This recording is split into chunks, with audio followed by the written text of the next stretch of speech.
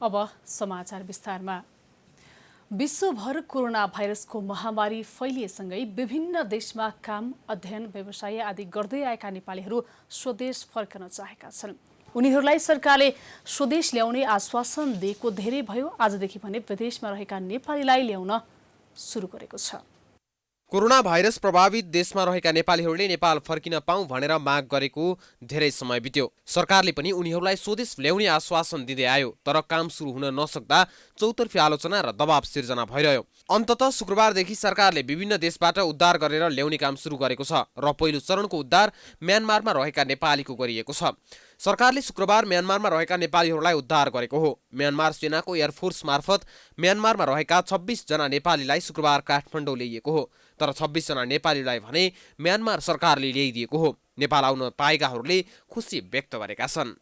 म आफ्नो धरतीमा आइपुग्दाखेरि चाहिँ मेरो यो खुसी मैले आफ्नो बयान अहिले शब्दले म गर्न सक्दिनँ। मलाई त्यति खुसी लागेको छ।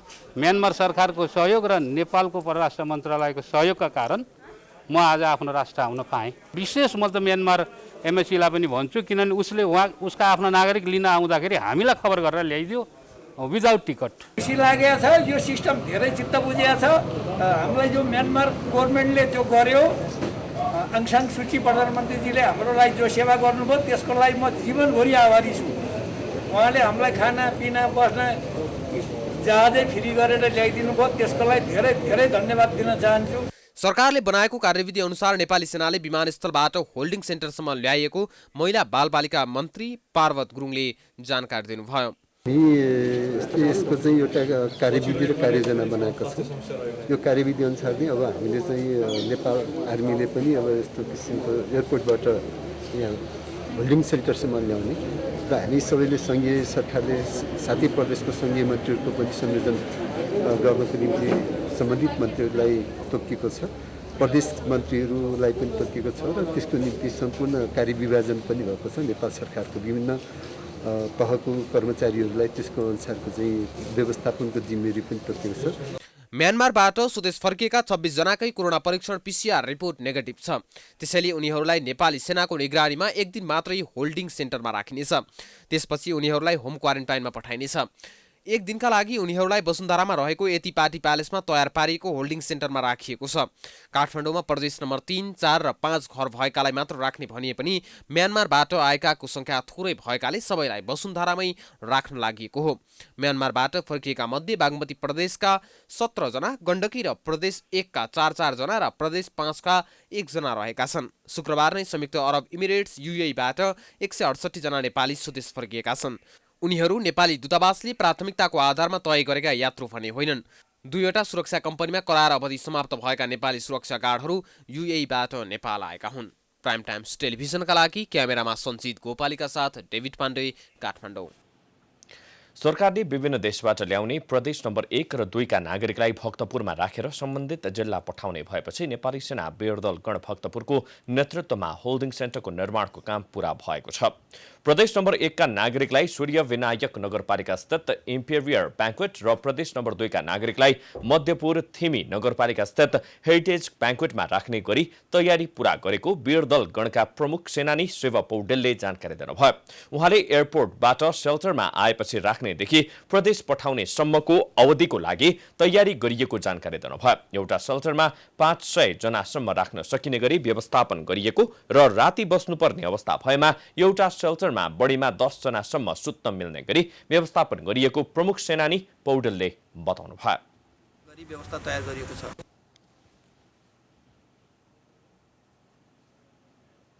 सेल्टरमा निःशुल्क सिम कार्ड वितरण, ज्वरो नाप्ने, स्वास्थ्य अवस्था जानकारी लिने, एक छाक खाना खुवाउने, आराम गर्ने व्यवस्था गरिएको तथा एम्बुलेन्स, चिकित्सक सहितको स्वास्थ्य कर्मीको टोली खटाउने गरी व्यवस्थापन गरिएको छ।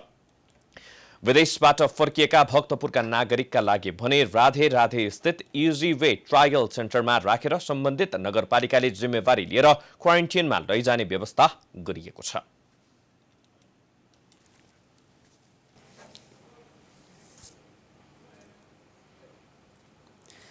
कोरोना भाइरस रोकथाम तथा नियन्त्रण उच्चस्तरीय समन्वय समितिले विदेशबाट फर्किएका नेपाली नागरिकको व्यवस्थापनमा प्रदेश सरकारले गरेको तयारीको सम्बन्धमा जानकारी लिएको छ।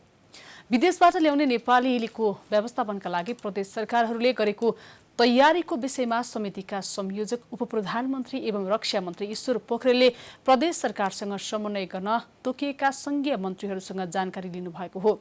समितिका सचिव एवं प्रधानमन्त्री तथा मन्त्री परिषदको कार्यालयका सचिव नारायण प्रसाद बिडारीले शुक्रबारदेखि विदेशबाट आउँदै गरेका नेपाली नागरिकहरूलाई काठमाडौँमा होल्डिङ स्टेशनमा राखिनेदेखि प्रदेश र स्थानीय तहसम्म पठाउने विषय र प्रदेशमा भएको तयारीको विषयमा जानकारी लिने काम भएको जानकारी दिनुभयो।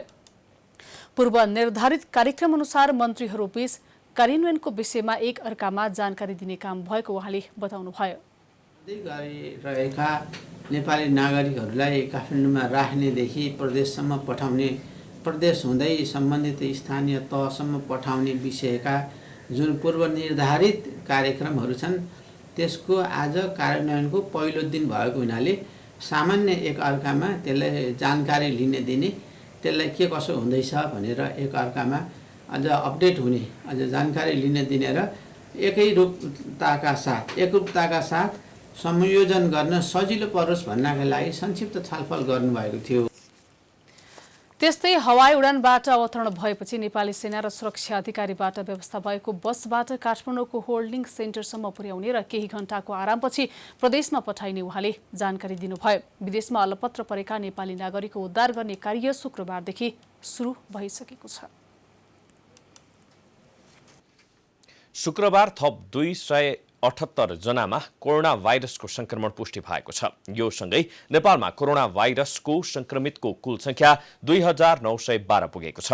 2717 जना पुरुष र 195 महिला रहेका छन्। पछिल्लो 24 घण्टामा पुष्टि भएका संक्रमित मध्ये प्रदेश 1 का 12 जिल्लाका 242 जना, प्रदेश 2 का सबै 8 जिल्लाका 993 जना, बागमती प्रदेशका 12 जिल्लाका 85 जना, गण्डकी प्रदेशका 9 जिल्लाका 57 जना रहेका छन्। त्यसैगरी प्रदेश 5 का 11 जिल्लामा 965 जना, कर्णाली प्रदेश 7 जिल्लामा 479 जना र सुदूरपश्चिम प्रदेशमा सबै 9 जिल्लामा 91 जना संक्रमित रहेका छन्।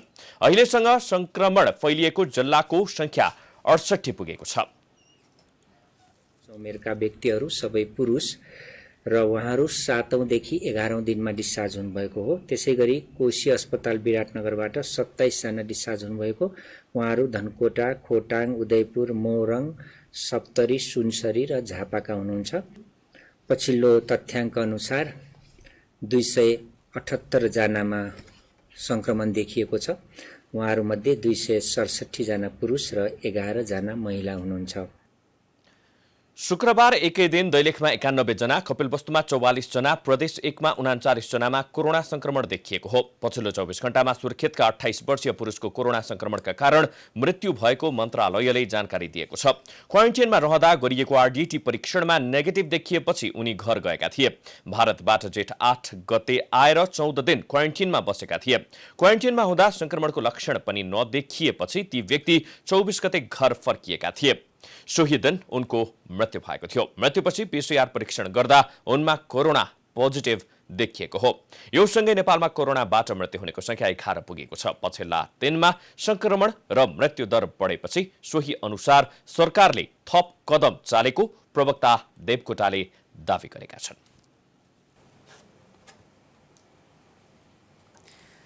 कोरोना महामारीका कारण नेपाल ल्याएका नेपाली कामदारलाई भविष्यमा कसरी व्यवस्थापन गर्ने भन्ने चुनौती खडा भएको छ। वैदेशिक रोजगारीमा गएकाहरूमध्ये 10 देखि 30% रोजगारी गुमाउने सम्भावना छ। उनीहरूलाई स्वदेशमा रोजगारी दिलाउन सरकारले तयारी सुरु गरेको छ। कोरोना भाइरसका कारण विभिन्न देशमा अलपत्र परेका नेपालीहरूलाई सरकारले उद्धार कार्य सुरु गरेको छ। सरकारले कोरोना प्रभावित देशबाट स्वदेश फर्किन चाहनेलाई उद्धार सुरु गरेसँगै उनीहरूलाई भविष्यमा कसरी व्यवस्थापन गर्ने भन्ने चुनौती देखिएको छ। नेपालको अर्थतन्त्रमा कोरोना भाइरसले कस्तो असर पार्छ र कतिले रोजगारी गुमाउँछन् भन्ने विषयमा तत्काल आकलन गर्न सकिँदैन। रोजगारीको सिलसिलामा करिब 50 लाख नेपाली विदेशमा रहेका छन्। वैदेशिक रोजगारीमा गएकाहरूमध्ये 10 देखि 30% रोजगारी गुमाउन सक्ने अनुमान गरिएको छ। उनीहरू नेपाल आएपछि के काम गर्ने भन्ने ठेगान छैन। यद्यपि सरकारले उनीहरूलाई व्यवस्थापन गर्नका लागि योजना बनाउन सुरु गरेको छ। नयाँ रोजगारीका क्षेत्रमा जान चाहनेलाई सरकारले अब सिपमूलक तालिमहरू पनि हाम्रो मन्त्रालयबाट चाहे सिटिबिटीबाट चाहे अरू निकायहरूबाट पनि तालिमहरू दिने पनि प्रावधानहरू अर्को वर्षको कार्यक्रममा राखिएको छ। विदेशबाट रोजगार गुमाएर स्वदेश फर्किनेहरूलाई व्यवस्थापन गर्ने भनिए पनि कहाँ कसरी गर्ने भन्नेमा स्पष्ट भइसकेको छैन। तर उनीहरूको योग्यता र क्षमताका आधारमा कृषि र निर्माणको क्षेत्रमा काम लगाउने तयारी भइरहेको श्रम रोजगार तथा सामाजिक मन्त्रालयले जनाएको छ। र अब अहिले हामीले निर्माण क्षेत्र चाहे भनौँ हाम्रो ठुला पूर्वाधारहरूको अहिले पनि कतिपय कामहरू त चलिरहेकै छ। जस्तै अहिले विद्युतीकरणको प्रक्रिया चलिरहेको, सडकहरू निर्माण गर्ने काम अहिले पनि निरन्तर छ। उहाँहरू त्यसमा आबद्ध हुन सक्नुहुन्छ होइन। अहिले सरकारले अत्यावश्यक सेवाको रूपमा अब औषधिमूलक उत्पादनका कम्पनीहरू निरन्तर चलाइरहेको छ। अब जस्तै हामीले बाँच्नु त पऱ्यो, बाँच्नको लागि खानु पऱ्यो, खानको लागि हामीले खेतीपाती गर्नु पऱ्यो, त्यसको उत्पादनलाई बजारसम्म पुर्याउनु पऱ्यो भन्दाखेरि यी कामहरूमा पनि उहाँहरू आबद्ध हुन सक्नुहुन्छ। अब करिब 50 लाख नेपालीहरू रोजगारीका लागि खाडी तथा मध्यपूर्वका देशमा रहेका छन्। उनीहरूको अवस्था के छ? आगामी दिनमा नेपाल आउन चाहने श्रमिकलाई कसरी रोजगारीको व्यवस्थापन गर्ने भन्ने विषयमा सरकार र निजी क्षेत्रबीच छलफल भई कार्ययोजना बनाउनु जरुरी छ। सरकारले अहिले गरेको प्रयासले मात्रै लाखौं युवाको व्यवस्थापन सम्भव देखिँदैन। प्राइम टाइम्स टेलिभिजनका लागि लक्ष्मी विश्वकर्माको रिपोर्ट। रुकुम पश्चिमको चौर जहारी नगरपालिका 8 सोतीमा भएको घटनाको छानबिन गर्न संसदीय विशेष समिति गठन हुने भएको छ। प्रतिनिधि सभाको शुक्रबारको बैठकमा सभामुख अग्निप्रसाद सापकोटाले पटक पटक प्रमुख प्रतिपक्षी दलले सो घटनाको अनुसन्धान गर्न संसदीय छानबिन समिति गठन गर्न माग गरिरहेको र अन्य राजनैतिक दलले समेत सो विषयमा प्रमुखताका साथ उठाएकोले समिति गठन गरिने जानकारी दिनुभयो।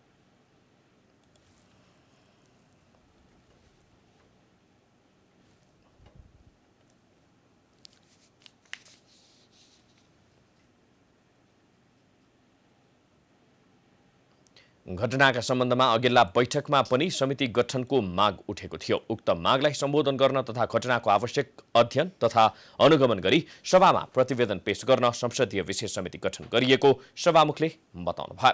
प्रतिनिधि सभामा प्रतिनिधित्व गर्ने दलसँग आवश्यक छलफलपछि प्रतिनिधि सभा नियमावली 2075 नियम 177 बमोजिम संसदीय विशेष समिति गठन गरिनेछ।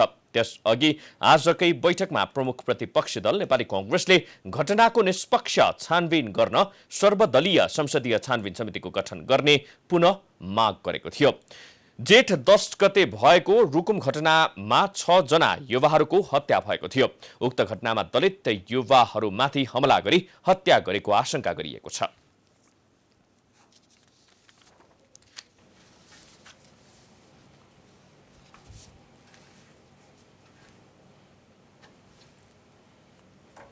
समाचारको सिलसिला जारी छ। हामी विश्राम पछि आउँछौं।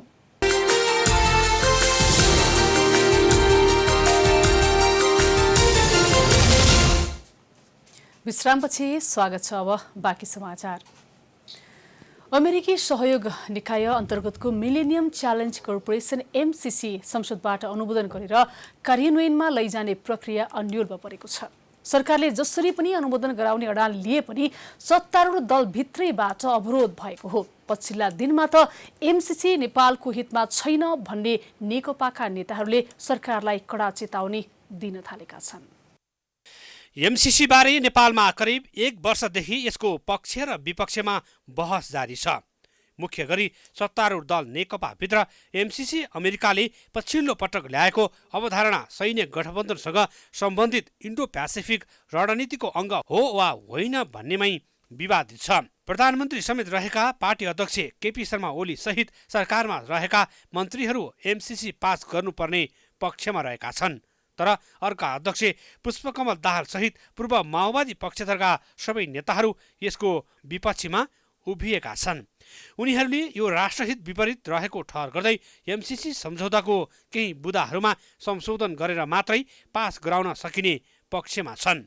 पार्टीभित्र लामो छलफल र विवादको विषय बनेको एमसीसी पास भए पार्टी विभाजन हुन सक्ने सम्मको चेतावनी केही नेताहरूले दिँदै आएका छन्।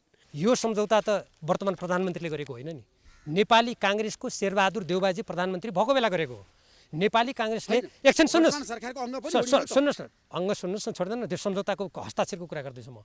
त्यो नेपाली काङ्ग्रेसको बेलामा हस्ताक्षर गरिएको नेपालको राष्ट्रिय हित विपरीत गरेको यो असमान सम्झौतालाई नेपाल कम्युनिस्ट पार्टी र वर्तमान प्रधानमन्त्रीले बोक्नुपर्ने आवश्यकता छैन भन्ने मेरो भनाइ हो। राजनीतिक प्रतिवेदनमा के लेख्या छ? यस्ता खालका असमान सन्धि सम्झौता बाह्य हस्तक्षेपको विरुद्ध लड्नु पार्टीका प्रत्येक सदस्यको कर्तव्य हो भनेर लेख्या छ। हो त्यो मान्नुहोस् न प्रधानमन्त्री कुरुकुरु। हामीलाई व्यक्तिलाई टेर्नु नटेर्नुले केही पनि अर्थ राख्दैन। पार्टीको विधानलाई टेर्नुहोस्, पार्टीका सिद्धान्तलाई टेर्नुहोस्, नेपालको संविधानको मर्मलाई टेर्नुहोस्। पछिल्लो पटक सरकारले ल्याएको नीति तथा कार्यक्रम र बजेटमा समेत उक्त परियोजनाको लागि बजेट छुट्याइएपछि त झन् एमसिसीका बारेमा पार्टीभित्र थप विवाद बल्झिएको छ। प्रमुख प्रतिपक्षी दल नेपाली कङ्ग्रेसले त औपचारिक रूपमै निर्णय गर्दै एमसिसी पास गराउनु पर्ने भन्दै सरकारलाई दबाब बढाउँदै आएका छन्। पूर्व परराष्ट्र मन्त्री समेत रहेका कङ्ग्रेस नेता डाक्टर प्रकाश शरण महतले सत्तारूढ दलभित्रका केही नेताहरूले एमसिसीलाई पार्टीभित्र शक्ति सङ्घर्षको गोटी बनाएको भन्दै यो मुलुककै लागि दुर्भाग्य भएको बताएका छन्। बाहिर चाहिँ प्रस्तुत गरिएको छ केही नेताहरूले, सत्ताधारी दलकै नेताहरूले उहाँहरूको पार्टीको सत्ता सङ्घर्षको एउटा गोटीको रूपमा यो एमसिसी अन्तर्गत आउने सहयोगलाई चाहिँ प्रयोग गरिएको छ। त्यो दुर्भाग्यपूर्ण कुरा हो। अब विभिन्न खाले भ्रम र अफवाह फैलाइएको छ यस विषयलाई लिएर। अब यो अमेरिकी सेना आउँछ भन्ने जस्तो हुँदै नभएको कुरा प्रचार गरिएको छ, जबकि त्यहाँ सैन्य प्रयोजनको लागि यो खर्च गर्न पाइँदैन भन्ने स्पष्ट प्रयोजन छ। एमसिसी अमेरिकी अनुदान हो। यो लागू भएको 5 वर्षमा झन्डै 60 अर्ब रुपियाँ नेपालको पूर्वाधार विकासका लागि अनुदान आउनेछ। यस विषयमा नेपालका कूटनीतिज्ञ, परराष्ट्रविद, अर्थशास्त्री तथा राजनीतिक विश्लेषकहरूले पनि गम्भीर अध्ययन गरेर पास गर्दा केही फरक नपर्ने प्रतिक्रिया दिँदै आएका छन्। 2074 सालको भदौ महिनामा अमेरिकामा एमसिसी सम्झौतामा नेपालका तर्फबाट तत्कालीन अर्थमन्त्री ज्ञानेन्द्र बहादुर कार्कीले हस्ताक्षर गरेका थिए। प्राइम समाचारको लागि निरज तामाङ, राजनीतिक ब्युरो, काठमाडौँ। कोरोना संक्रमितको संख्या करिब 3000 पुग्न लागेको र उनीहरूको उपचारमा असहजता देखिएको भन्दै सरकारले स्वास्थ्य सङ्कटको घोषणा गर्ने तयारी गरेको छ। तर विज्ञहरूले समय छँदासम्म कुनै तयारी नगर्ने र आपतकालको घोषणा गर्न हतारिने सरकारी शैली गलत भएको बताएका छन्। जनता तर्साउन र आफ्नो गल्ती ढाकछोप गर्नका लागि मात्रै सरकारले सङ्कटको घोषणा गर्न लागेको उनीहरूको टिप्पणी छ। संक्रामक रोग ऐन 2020लाई टेकेर सरकारले स्वास्थ्य सङ्कटको घोषणा गर्ने तयारी गरेको छ। त्यसका लागि विभिन्न चरणमा छलफल गरेर मन्त्री परिषदमै प्रस्ताव पुगिसकेको छ। स्वास्थ्य मन्त्रालयको दाबी छ संक्रमणको दर बढ्दै जाँदा अस्पतालको बेड, क्वारेन्टिनको क्षमता, लजिस्टिक र जनशक्ति नपुग्ने भएकाले स्वास्थ्य सङ्कटको घोषणा गर्न लागि हो। के सङ्कटको घोषणा गरेपछि चाहिँ यी सबै अभावको छिनभरमै परिपूर्ति हुन्छ? विज्ञ भन्छन् यस्तो सोच्नु नै गलत हो, किनकि बिना तयारी सङ्कटको घोषणा गर्नुको कुनै अर्थ छैन। तयारी गर्नका लागि अहिले पनि सरकारलाई केहीले छेकेको छैन। कोरोना संक्रमितको उपचारको बन्दोबस्त मिलाउन, निजी अस्पताल प्रयोग गर्न, स्वास्थ्य सामग्री किन्न अहिले पनि कुनै असहजता नरहेकाले आपतकालको घोषणा गर्न खोज्नुको कुनै औचित्य नरहेको जनस्वास्थ्यविद डाक्टर शरद वन्त बताउँछन्। उनका अनुसार सङ्कटको घोषणा गरेपछि के फरक हुन्छ त्यसको विषयमा स्पष्ट नपारी सङ्कट लगाउनुको कुनै अर्थ छैन। तर आपतकालीन घोषणा भइसके पछाडि सरकारले के कामहरू गर्ने, थप हाम्रो चाहिँ कार्यनीतिहरू कस्तो हुने, अहिले गर्न नसकेको के कामहरू चाहिँ त्यसमा गर्ने र आपतकालीन स्थितिलाई चाहिँ क्रमशः हामी कसरी चाहिँ विथड्र गर्दै लैजाने, यस्ता योजनाहरू सहित सरकार आउन सक्नुपर्छ। अनि मात्रै त्यो केही ढङ्गमा प्रभावकारी होला। नत्र होइन भने अब त्यो खालि आपतकालीन स्थितिको मात्रै घोषणाले चाहिँ यो सङ्क्रमणलाई निस्तेज गर्नको लागि कति सहयोग गर्छ आफै पनि त्यति स्पष्ट छैन। डाक्टर वन्तको भनाइमा समर्थन जनाउँदै अर्का जनस्वास्थ्यविद डाक्टर रविन्द्रनाथ पाण्डे आपतकालको घोषणा गरेर जनतालाई अत्याउन नहुने बताउँछन्। समय छँदासम्म कुनै तयारी नगर्ने, यति संक्रमित हुन सक्छन् भनेर सामान्य आकलन पनि नगर्ने, विज्ञहरूको कुरा पनि नसुन्ने र अहिले जनता तर्साउन र आफ्ना गल्ती ढाकछोप गर्न आपतकालको घोषणा गर्न खोज्नु खेदजनक भएको उनको टिप्पणी छ। डाक्टर पाण्डेका अनुसार जनताको ध्यान मोड्ने नियतबाट सङ्कट घोषणाको विषय ल्याइएको छ। सरकारले 2 महिनामा गर्नुपर्ने तयारी केही पनि गरेन। के भएको हुनाले अब केही पनि प्रयोग नगरेको हुनाले चाहिँ विषयान्तर गर्नको लागि कहिले चाहिँ जनस्वास्थ्य लागि भनेको कहिले चाहिँ त्यस्तै अन्य घटनाहरू भइरहेका छन्। किनभने अहिले भनेको के हो भने टेस्टिङ हो। अहिले चाहिँ सरकारले सङ्कटकालीन लाने बेलामा भएको छैन। यो चाहिँ जब हाम्रो हस्पिटलको क्यापेसिटी फुल भएर अब बिरामी कहाँ राख्ने कसले उपचार गर्ने भन्ने जब स्थिति आउँछ त्यसपछि सङ्कटकाल लगाउँदा राम्रो हुन्छ। र अहिलेको अवस्था भनेको चाहिँ के हो भने परीक्षण नै हो। अहिले विज्ञहरूका अनुसार आगामी साउन महिनासम्ममा नेपालमा कोरोना संक्रमितको संख्या 30,000 नाग्न सक्छ। अहिले 2-3 हजार संक्रमित देखिँदैमा अत्तालिएको सरकारले त्यस्तो अवस्थामा के गर्छ, तयारी के छ? यतातर्फ ध्यान नदिने र संकटमाथि संकट थोपर्न खोज्ने सरकारी शैली खतरनाक भएको विज्ञहरूको दाबी छ। मुख्य कुरा समयमा तयारी गर्ने र क्वारेन्टिन व्यवस्थित बनाउने, उपचारलाई सहज तुल्याउने काममा ध्यान दिनु पर्यो, न कि संकटको घोषणा गर्न हतारो। सांसदहरूले लामो समयसम्मको बन्दाबन्दीले मुलुकको जनजीवन प्रभावित हुनका साथै समग्र अर्थतन्त्रमा नकारात्मक असर परेको जनाउँदै त्यसको स्वरूप परिवर्तन गर्न सरकारको ध्यान आकर्षण गराएका छन्। राष्ट्रिय सभाको शुक्रबारको बैठकको विशेष समयमा सांसदले बन्दाबन्दीको हालको रणनीति बदलेर प्रभावित र कम प्रभावित क्षेत्रका किटान गरी आर्थिक गतिविधि बढाउन आग्रह गरे। सांसद जितेन्द्र नारायण देवले कोभिड-19 र आर्थिक महामारीले देशलाई संकटतर्फ धकेलेकाले बन्दाबन्दीको स्वरूप परिवर्तन गरी अर्थतन्त्रलाई चलायमान बनाइनुपर्ने बताउनुभयो। देशका कतिपय क्वारेन्टिन संक्रमणको स्रोत बन्ने खतरा बढेको उदाहरण प्रस्तुत गर्दै उहाँले त्यसलाई व्यवस्थित बनाई PCR परीक्षणको दायरा बढाउन आग्रह गर्नुभयो। सबै आँट गर्छ म नेपालको नेता हुँ, तर मधेसको मात्रै कुरा बुझेर नेपालको नेता हुँदैन, पहाडको मात्रै कुरा बुझेर नेपालको नेता हुँदैन। नेपालको नेता हुनलाई, नेपालको सरकार हुनलाई मधेसको पनि कुरा बुझ्न सक्नु पर्दछ, पहाडको पनि कुरा बुझ्न सक्नु पर्दछ, हिमालको पनि कुरा बुझ्न सक्नु पर्दछ। सांसद गोपी बहादुर अछामीले कोभिड-19 को महामारीले नागरिकको स्वास्थ्यमा जटिलता र अर्थतन्त्रमा ठूलो संकट पैदा गरेको भन्दै त्यसको सामना गर्न हालको बन्दाबन्दीको स्वरूप परिवर्तन गरेर आर्थिक गतिविधि क्रमशः बढाइनुपर्ने बताउनुभयो। तिर्नुपर्ने र अर्कोतिर चाहिँ मजदुरहरू जसले चाहिँ यो कामको अवधिमा वेतन नपाएर चाहिँ उनीहरूको स्थिति पनि चाहिँ दयनीय बन्दै गएको स्थिति छ र चाहिँ उद्योग क्षेत्रका उद्योगीहरूको र चाहिँ उद्योग क्षेत्रमा काम गरेका मजदुरहरूको समस्या, उनीहरूको चाहिँ राहतको समस्या पनि भएको कारणले गर्दाखेरि चाहिँ विशेष गरेर चाहिँ साना ठुला र मझौला सबै उद्योगीहरूले अहिले ब्याजमा सहुलियतको लागि,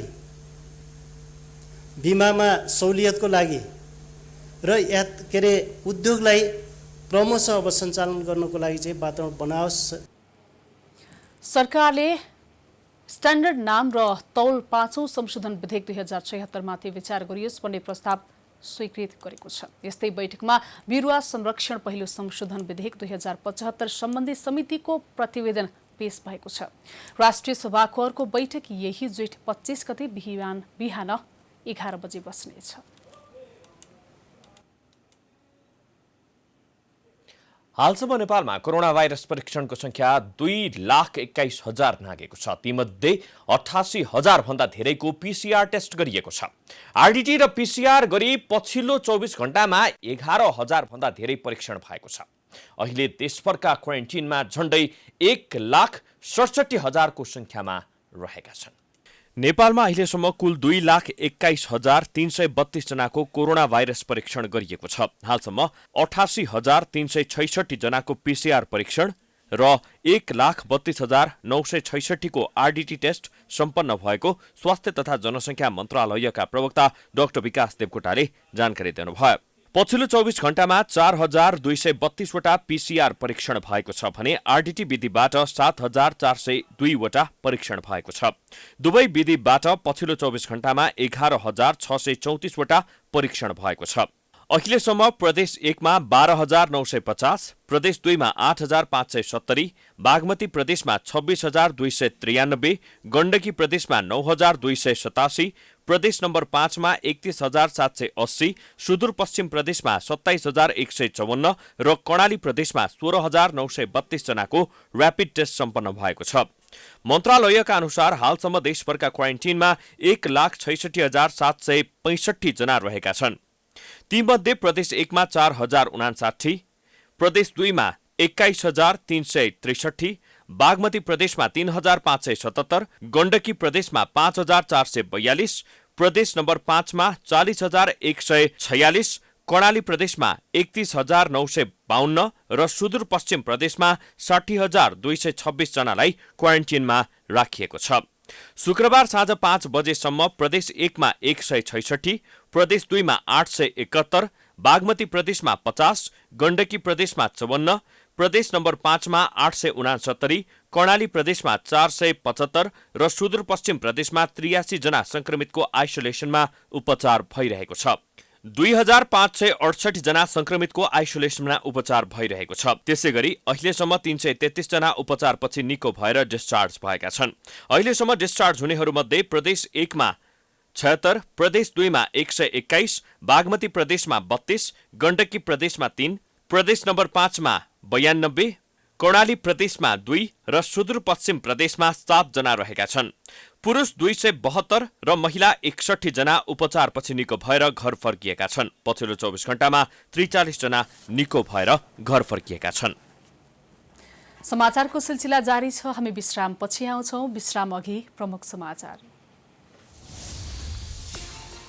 विभिन्न मुलुकबाट नेपालीलाई उद्धार गर्ने कार्य प्रारम्भ। युएई र म्यानमारबाट 223 जना ल्याइयो। 14 दिन क्वारेन्टिनमा राखिने सेनाको नेतृत्वमा होल्डिङ सेन्टर निर्माणको तयारी तीव्र। शुक्रबार थप 278 जनामा कोरोना भाइरस संक्रमण पुष्टि। कुल संक्रमितको संख्या 3,000 नजिक। अहिलेसम्म 11 जनाको मृत्यु।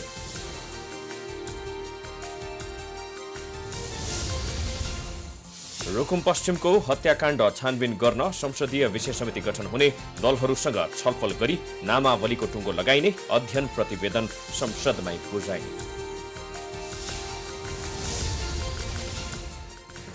स्वास्थ्य संकटकाल घोषणा गर्ने तयारीप्रति विज्ञहरूको असन्तुष्टि। कमजोरी ढाकछोप गर्ने नाममा आपतकाल सृजना नगर्न सुझाव। लकडाउनको स्वरूप परिवर्तन गर्न सांसदहरूको माग।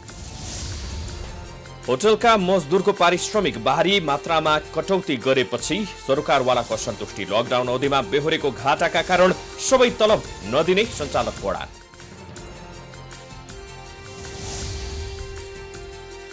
अमेरिकामा प्रहरी ज्याजतीको एकपछि अर्को डरलाग्दा घटना सार्वजनिक। राष्ट्रपति ट्रम्पले नियोजित रूपमा रङ्गभेद गरेको आरोप। र अखिल नेपाल फुटबल संघका अध्यक्ष शेर्पालाई कार्यवाहीको माग गर्दै 4 जिल्लाका फुटबल संघको दौडधुप। प्रधानमन्त्री कार्यालयपछि राखेपलाई बुझाए।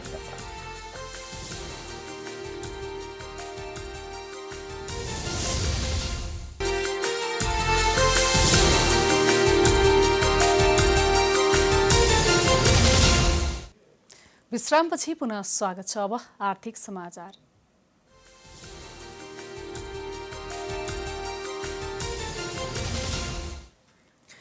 विद्युतीय गाडीको भन्सार वृद्धिका कारण तीव्र आलोचना खेपिरहेका अर्थमन्त्री डाक्टर युवराज खतिवडा सोही विषयसँग जोडिएको सूचना चुहावटको विषयले थप विवादमा तानिएका छन्।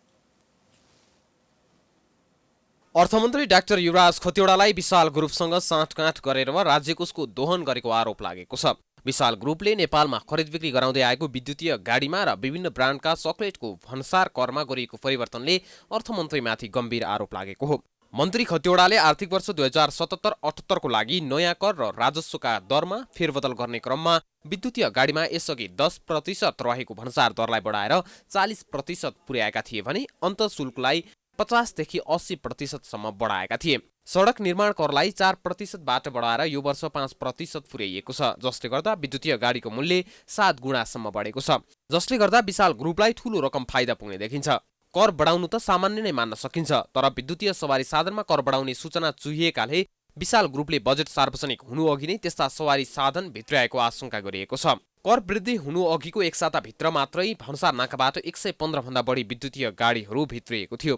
तीमध्ये अधिकांश गाडीहरू विशाल ग्रुपको स्वामित्वमा रहेको पारामाउन्ट मोटर्सले बिक्री गर्दै आएको छ। प्रमुख प्रतिपक्ष दल नेपाली कांग्रेसले गठन गरेको छाया सरकारका अर्थमन्त्री डाक्टर मिनेन्द्र रिजालले लकडाउन अघि भन्सार नाकामा रोकेका विद्युतीय गाडी एकाएक लकडाउनकै समयमा बजेट आउनु केही दिन अघि मात्र कसरी छुटे भन्ने विषयमा संसदमा सवाल उठाएका थिए।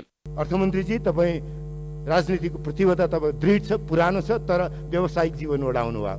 व्यावसायिक जीवनबाट आएको मानिससँग यति ठुलो मैले राजनीतिक जोखिम उठाउने कल्पना गरेको थिएन। त्यो काम प्रधानमन्त्रीले गर्नुपर्थ्यो।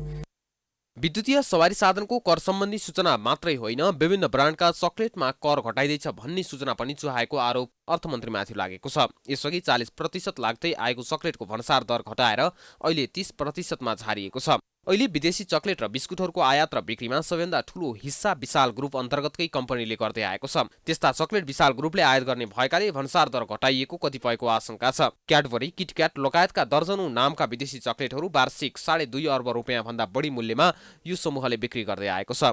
10% भन्सार घटाउँदा मूल्य यथावत रहेको अवस्थामा सो समूहले 25 करोड रुपियाँ भन्दा बढीको नाफा कमाउन सक्नेछ। यसरी विद्युतीय सवारी साधन र चकलेट दुवैमा एउटै कम्पनी अर्थात् विशाल ग्रुपलाई फाइदा पुग्ने देखिएको छ। प्राइम टाइम्स टेलिभिजनका लागि रोशन कार्कीको रिपोर्ट।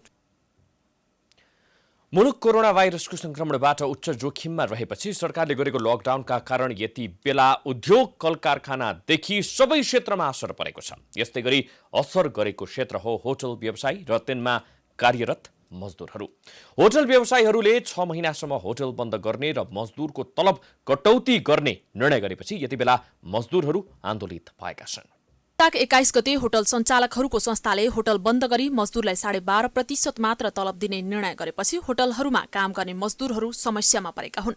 यति मात्र होइन, उनीहरूले आफ्नो पूर्ण तलब मध्येको 12% मात्रै तलब दिने निर्णय गर्नुलाई अमान्य हुने बताएका छन्।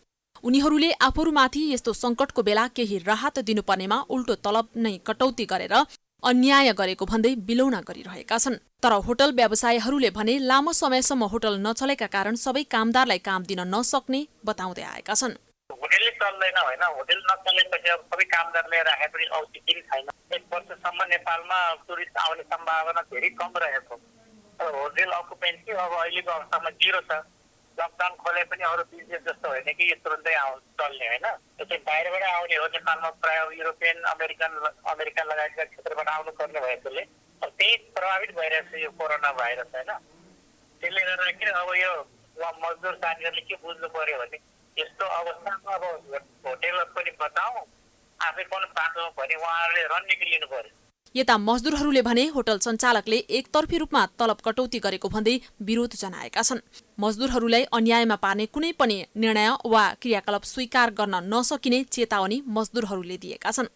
संकटको अवस्थामा लाखौं श्रमिक र आश्रित परिवारलाई प्रत्यक्ष मारमा पार्ने काम होटल सञ्चालकले गरेको भन्दै त्यसलाई अस्वीकार गर्ने क्यासिनो तथा रेस्टुरेन्ट मजदुर संघका अध्यक्ष माधव पाण्डे बताउँछन्। यस्तो अवस्थामा चाहिँ होटल व्यवसायीहरूले 12.5% मात्रै हामी पारिश्रमिक दिन्छौँ भन्ने कुरा निर्णयको रूपमा उहाँले चाहिँ भनिरहनु भएको छ। यो कुरा हामी ट्रेड युनियनहरू कसैले पनि एग्री गर्ने स्थिति छैन। व्यवसायीहरूसँग अब हामी पछाडि 1 वर्ष 6 महिना कसरी जान सक्छौँ, पछाडि व्यवसाय नचल्दाखेरिको स्थितिमा कसरी जान सक्छौँ, त्यहाँ हामी उहाँहरूसँग नेगोसिएसन गर्न तयार छौँ कि हामीले केही 30% श्रमिकको तर्फबाट पनि हामीले चाहिँ कन्ट्रिब्युसन गर्नुपर्छ। तर उहाँहरूले भने जस्तो 12%, 15% यो कुनै कुरा होइन, यो त हामी दिँदैनौँ भने भइहाल्यो नि। पहिलो चरणमा सरकारले गत वैशाख 14 गते ठूला व्यवसायीलाई लक्षित गर्दै लकडाउन अवधिभरिको तलब मध्ये कम्तीमा 50% रकम तुरुन्तै मजदुरलाई भुक्तानी गर्ने र बाँकी व्यवसाय सुरु भएपछि भुक्तानी गर्ने निर्णय गरेको थियो।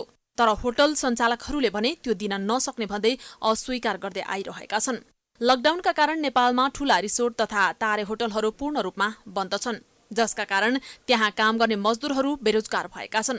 हाल नेपालमा ठूला रिसोर्ट तथा तारे होटलहरूको संख्या झण्डै 3300 को हाराहारीमा रहेको छ, जसमा झण्डै 10 देखि 11 लाख श्रमिकहरू रोजगार छन्। प्राइम टाइम टेलिभिजनका लागि रितास मुखिया, काठमाडौँ। अब अन्तर्राष्ट्रिय समाचार।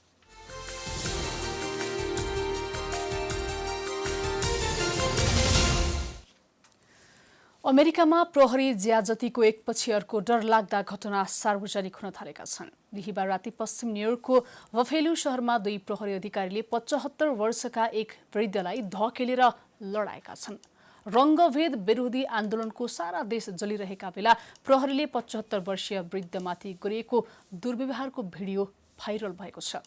जर्ज फ्लोइडको हत्याको विरोधमा भएको प्रदर्शन नियन्त्रण गर्न न्युयोर्कको दोस्रो ठूलो शहर बफेलोमा कर्फ्यू जारी गरेका बेला बाटामा हिँडिरहेका 75 वर्षका वृद्धलाई सशस्त्र 2 प्रहरीले धकेलेर लडाएका हुन्। घटनाप्रति बफेलो शहरका मेयर बायरन ब्राउनले दुःख व्यक्त गरेका छन् भने वृद्धलाई धकेले 2 प्रहरी निलम्बित भएका छन्। यसैबीच अमेरिकी पूर्व रक्षा मन्त्री जेम्स म्याटिसले राष्ट्रपति डोनाल्ड ट्रम्पले नियोजित रूपमा रङ्गभेदी विभाजनको आगो सल्काएका आरोप लगाएका छन्। प्रहरी नियन्त्रणमा रहेका अश्वेत अमेरिकी जर्ज फ्लोइडको हत्याको विरोधमा भएको प्रदर्शनप्रति चालेको कदम गलत भएको जेम्सको दाबी छ। ट्रम्पले देशव्यापी प्रदर्शन दमनका लागि सेना परिचालन गरिनुपर्ने बताएका थिए। ट्रम्पको कार्यशैलीले देशको सेना र नागरिक समाजप्रति द्वन्द्व सृजना हुने म्याटिसको भनाइ छ। अब खेलकुद समाचार।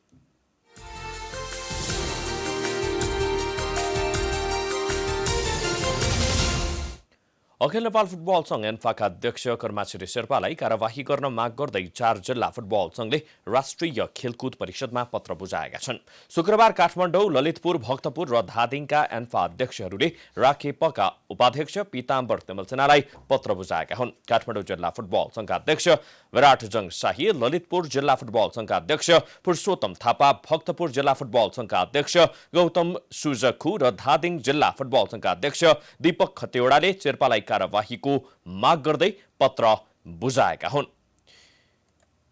3 जिल्ला अध्यक्षले त्रिपुरेश्वर स्थित राखेप कार्यालय पुगेर तेमलसेनालाई पत्र बुझाएका हुन्। पत्र बुझ्दै उपाध्यक्ष तेमलसेनाले पत्रमा उल्लेख भएका विषयमा अध्ययन गर्न बताउँदै एकीकृत ढंगले एन्फा चलोस् भन्ने आफूहरूको चाहना रहेको बताएका छन्। एन्फा अध्यक्ष शेर्पाले केही समय अघि अनलाइन सञ्चार माध्यम संघको अन्तर्वार्तामा मधेसका बालबालिकामा राष्ट्रियताको भावना कम हुने आशयको अभिव्यक्ति दिएका थिए।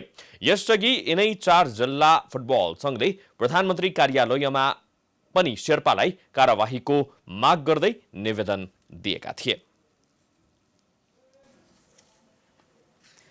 अन्तर्राष्ट्रिय फुटबल महासंघ फिफाले अमेरिकामा जर्ज फ्लोइड विरुद्ध भएको अन्यायको विरोधमा भइरहेको प्रदर्शनमा ऐक्यबद्धता जनाएको छ।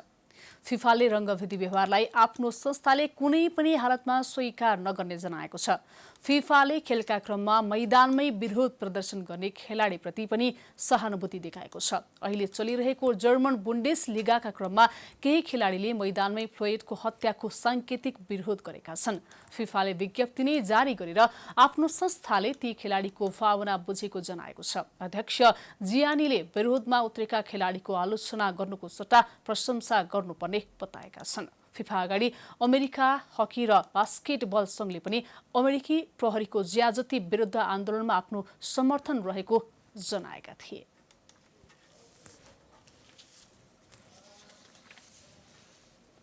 यो सँगै हामी समाचारको अन्त्यमा आइपुगेका छौं। जाँदा जाँदै प्रमुख समाचार फेरि एकपटक।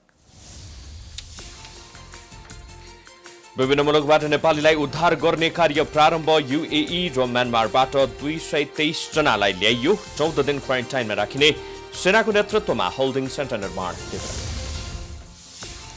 शुक्रबार थप 278 जनामा कोरोना भाइरस संक्रमण पुष्टि। कुल संक्रमितको संख्या 3000 नजिक। अहिलेसम्म 11 जनाको मृत्यु। रुकुम पश्चिमको हत्याकाण्ड छानबिन गर्न संसदीय विशेष समिति गठन हुने। दलहरूसँग छलफल गरी नामावलीको टुङ्गो लगाइने। अध्ययन प्रतिवेदन संसदमै बुझाइने।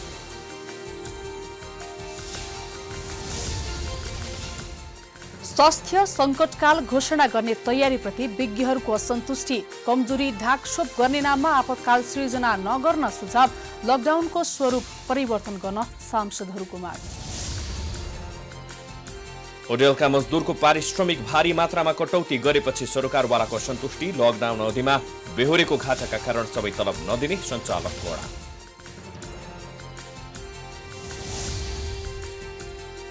अमेरिकामा प्रहरी ज्याजतीको एकपछि अर्को डरलाग्दा घटना सार्वजनिक। राष्ट्रपति ट्रम्पले नियोजित रूपमा रङ्गभेद गरेको आरोप। र अखिल नेपाल फुटबल संघका अध्यक्ष शेर्पालाई कार्यवाहीको माग गर्दै 4 जिल्लाका फुटबल संघको दौडधुप। प्रधानमन्त्री कार्यालयपछि राखेपालाई बुझाए पत्र।